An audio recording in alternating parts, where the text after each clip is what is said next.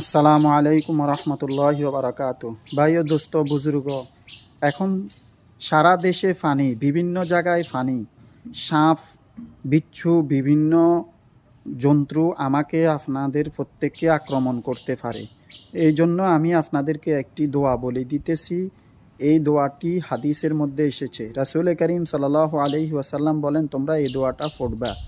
আউযু বিকালিমাতিল্লাহি তাম্মাতি মিন শাররি মা খলাক।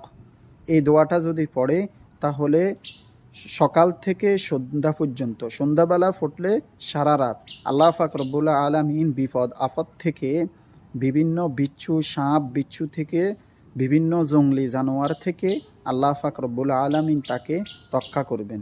দোয়াটি হলো, আবার বলি, আউযু বিকালিমাতিল্লাহি তাম্মাতি মিন শাররি মা খলাক। এই দোয়াটি অনেকজনে জানেন, অনেকজনে জানেন না, শিখে নেবেন।